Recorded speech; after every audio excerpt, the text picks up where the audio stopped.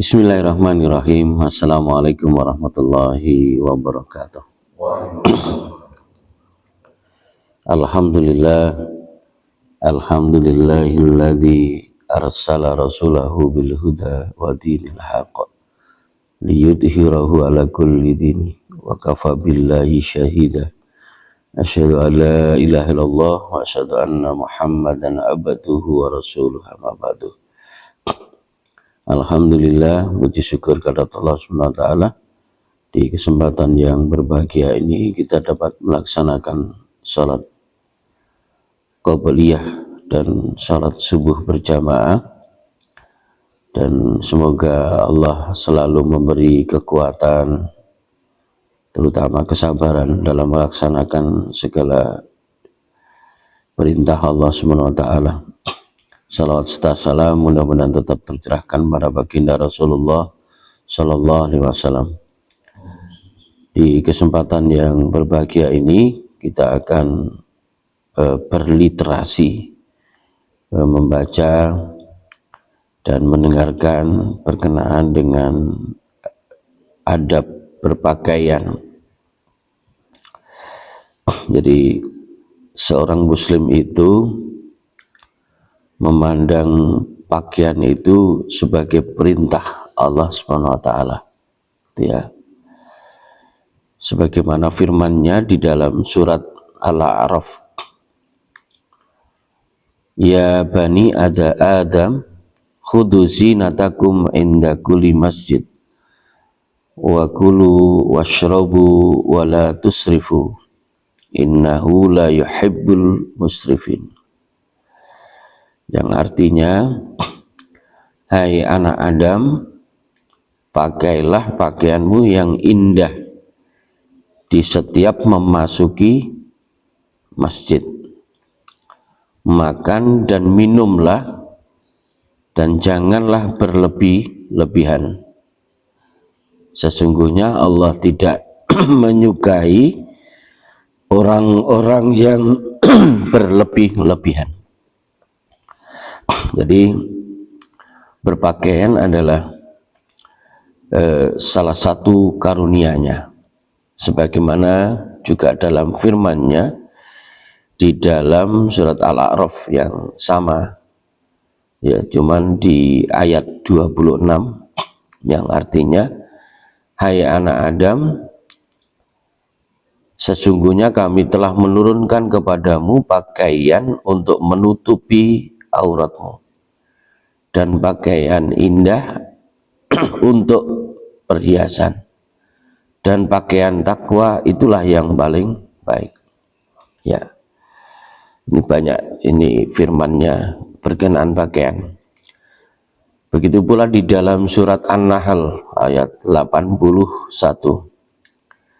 dan Dia jadikan bagimu pakaian yang memeliharamu dari panas, dan pakaian baju besi yang memelihara kamu dalam peperangan. Ya. Jadi ternyata banyak juga ini. Di dalam surat Al-Anbiya juga disebutkan, dan telah kami ajarkan kepada Daud membuat baju besi untuk kamu, guna memelihara kamu dalam peperanganmu, maka hendaklah kamu bersyukur kepada Allah SWT. Jadi mengenai termasuk perintah mengabarkan juga tentang pakaian besi, gitu ya. Rasulullah SAW juga memerintahkan untuk berpakaian kulu washrabu walbasu watasaddaqu fi ghairi israfin wala maqilah. Rasulullah bersabda, makanlah, minumlah, berpakaianlah, dan bersedekahlah tanpa berlebihan atau berpelit-pelit, ya, berpelit-pelit. Beliau juga telah menjelaskan pakaian mana yang diperbolehkan, juga pakaian mana yang tidak diperbolehkan. pakaian mana yang dianjurkan dan pakaian mana yang dimakruhkan. Dimakruhkan di sini adalah yang dibenci, gitu ya. Boleh tapi dibenci, gitu ya. Karena itulah seorang muslim harus memiliki adab cara berpakaian dalam berpakaian. Baru tadi malam atau kemarinnya, tadi malam ada riset gitu ya, riset. Jadi seorang perempuan berpakaian yang di situ tidak menutup aurat, artinya pakaian tidak memakai jilbab, juga mungkin bajunya gitu ya, dengan seseorang muslimah yang berpakaian lengkap, jadi tertutup ya, tertutup.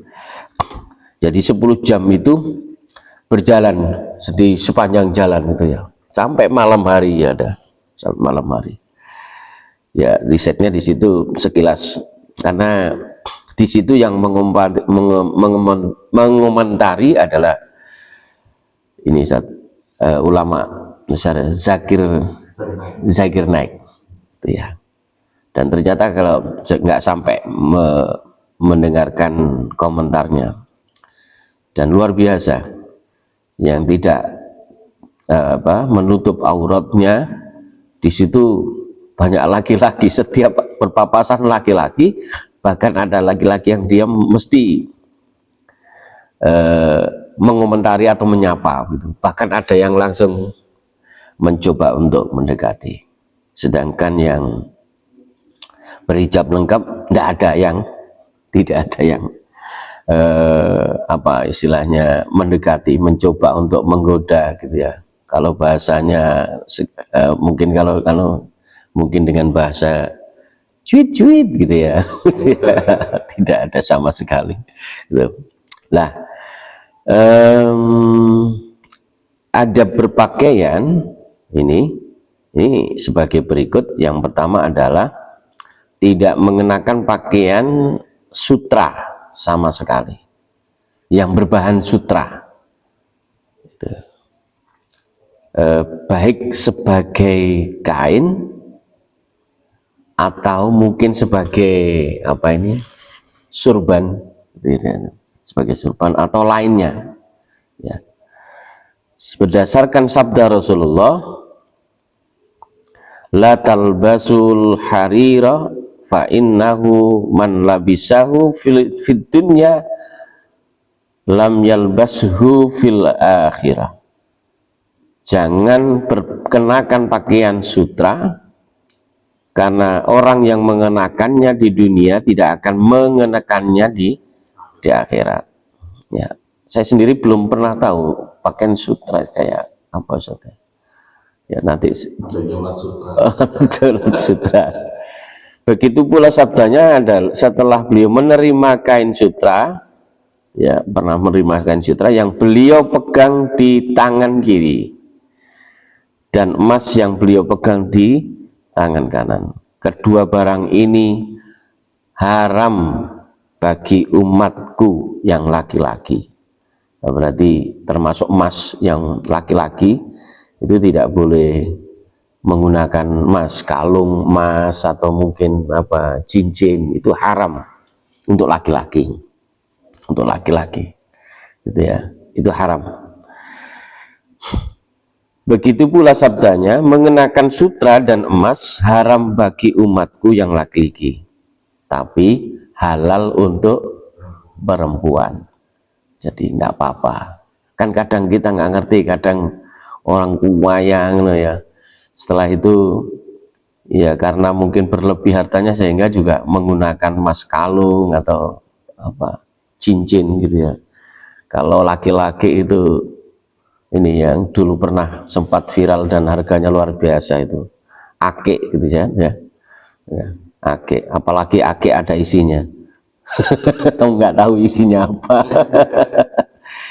Itu yang pertama. Sedangkan yang kedua, tidak memanjangkan kain celana panjangnya gitu ya, burnus ataupun selendangnya, sehingga melewati mata kaki berdasarkan sabda Rasulullah.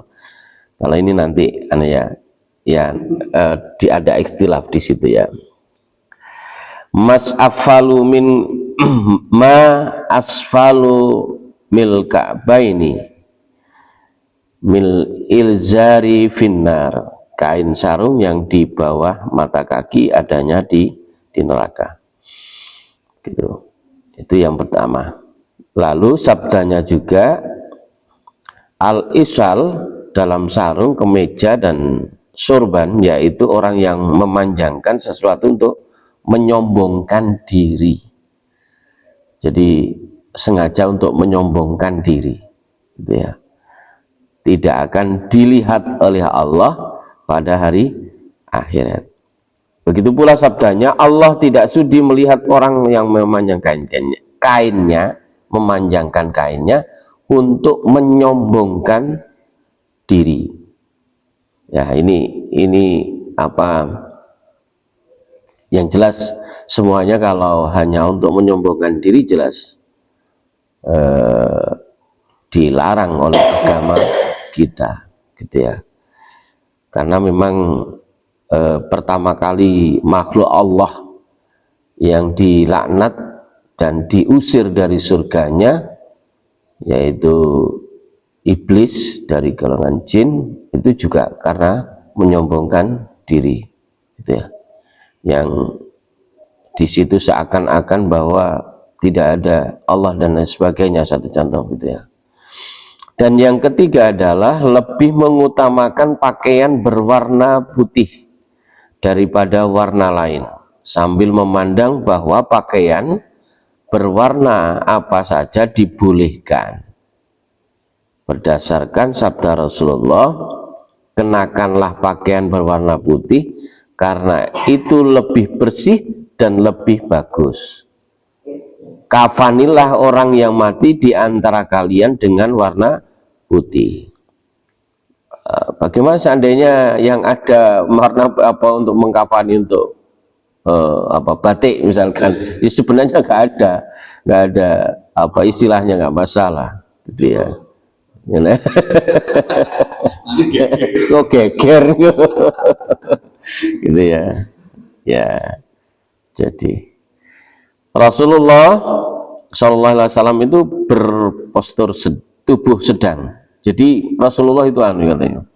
Jadi kalau dekat dengan orang yang pendek, tingginya tidak terlalu istilahnya, kesenjangannya tidak terlalu jauh. Pada saat bersama dengan orang-orang yang tinggi, begitu juga kesenjangannya juga tidak terlalu jauh. Aku benar-benar melihat beliau mengenakan pakaian panjang berwarna merah. Aku benar-benar melihat beliau mengenakan warna merah. Sama sekali aku tidak pernah melihat sesuatu yang lebih elok daripada beliau. Jadi selain itu, berdasarkan riwayat yang sahih bahwa beliau juga mengenakan hijau, juga mengenakan sorban hitam. Tapi jelas memang di beberapa nas itu warna yang disukainya adalah warna putih, ya, warna putih. Yang keempat, muslimah memanjangkan pakaiannya hingga menutupi kakinya dan menurunkan kerudungnya dari atas kepalanya hingga menutupi tengkuk, leher, dan dadanya. Berdasarkan firman Allah di dalam surat Al-Ahzab, ya ayuhan nabiyyu kulil azwajika wa banatika wa nisa'il mu'minina yudnina alaihinna min jalabibihinna.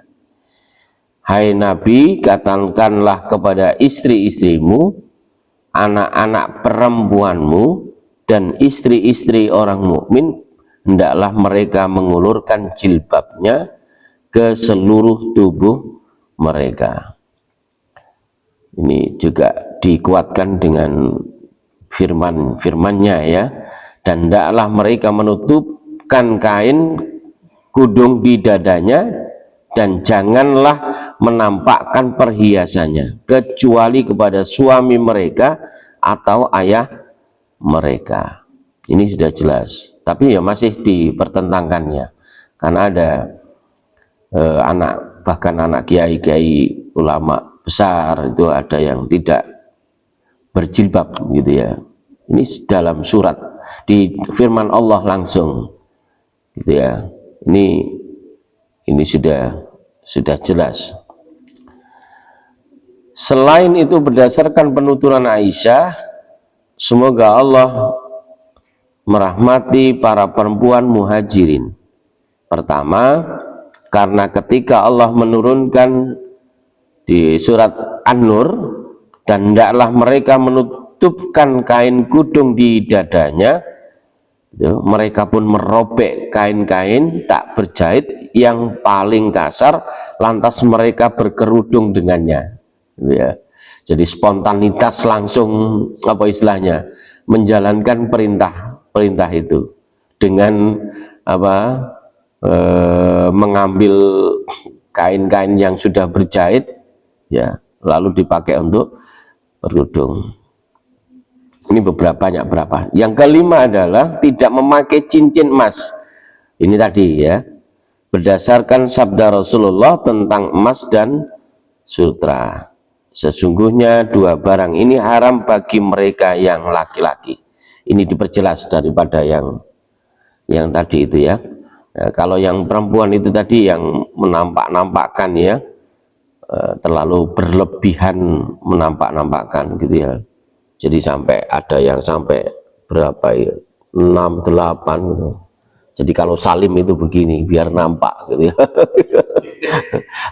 Atau sebagai pedagang kadang apa itu sampai bunyi kerincing gitu. Begitu pula ketika Rasulullah melihat cincin emas di tangan seorang laki-laki, serta merta beliau mencabutnya dan membuangnya, lalu bersabda. Jadi agak anu juga ya Rasulullah ya, kalau melihat kemungkaran seperti itu ya. Salah seorang di antara kalian sengaja memungut sedang sebongkah kerikil dari neraka lalu memasangnya di tangan. Sebongkah disamakan dengan sebongkah kerikil dari neraka. Tapi ingat ya, yang diperbuat Rasulullah ini pastinya dengan sahabat yang sudah tidak semerta-merta. Ya seperti orang Badui yang kencing di pojok masjid itu kan enggak semerta-merta langsung yang dimarahi. Sahabat yang saat itu sudah jengkel mau mengejar orang Badui ditahan oleh Rasulullah, itu karena belum tahu siapa dia, jadi beda gitu ya. Rasulullah itu tegas gitu ya, bahkan kan sampai kalau yang Ustadz Rizki menyampaikan di dalam khutbahnya yang membakar itu seandainya gitu ya, seandainya dibolehkan oleh Allah maka aku bakar gitu ya rumah-rumah mereka gitu ya yang berdekatan. Makanya saya dekat biar memotivasi untuk ke masjid nih Pak. Ya. Setelah Rasulullah beranjak pergi, kepada laki-laki tersebut dikatakan, ambillah cincinmu ini, lah dikembali.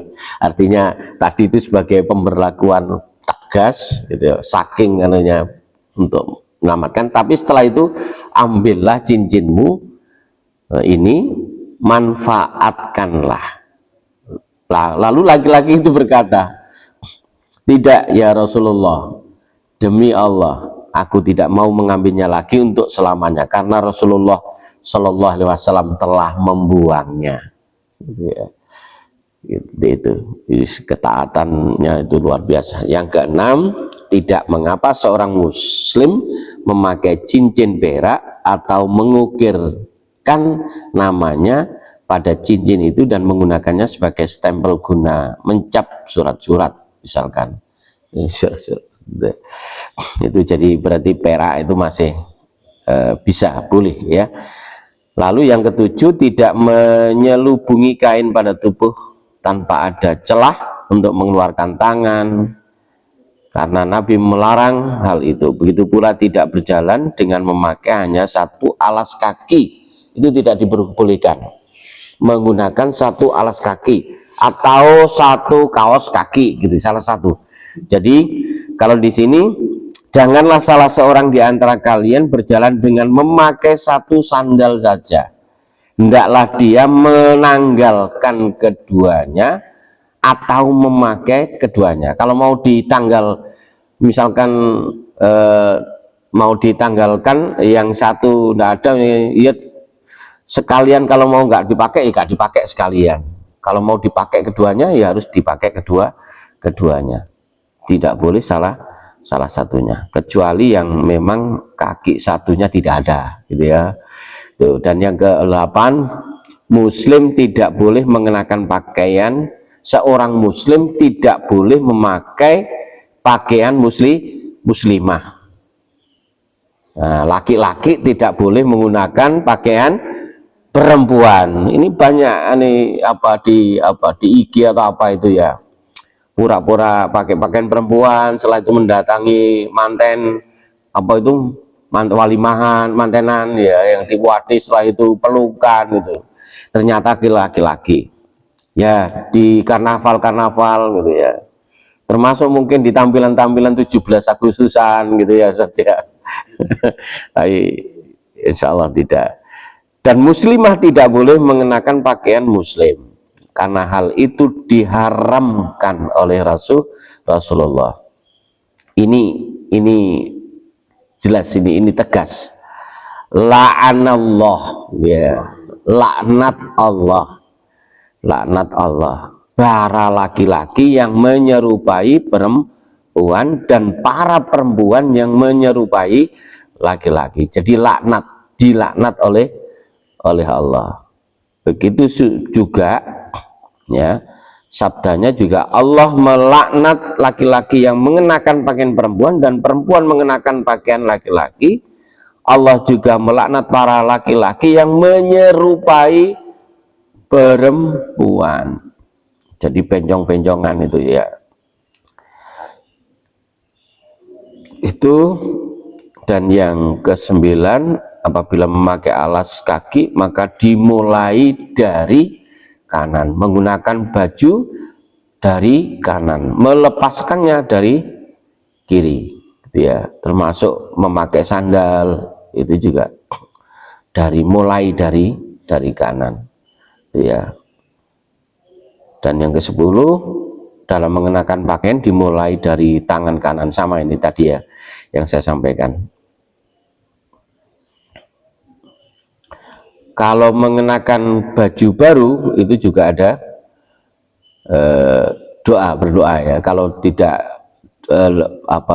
hafal doanya ya kan panjang itu ya. Ya tinggal bismillah, bermanfaat ya. Seperti itu. Baik, mungkin itu yang bisa kita sampaikan.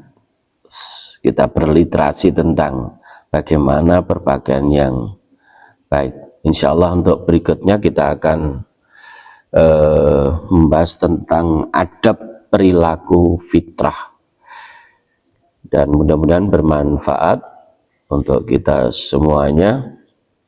Kita akhiri dengan membaca hamdalah, alhamdulillahirabbil alamin, subhanakallahumma bihamdika, asyhadu an la ilaha illa anta, astaghfiruka wa atubu ilaik. Wassalamualaikum warahmatullahi wabarakatuh.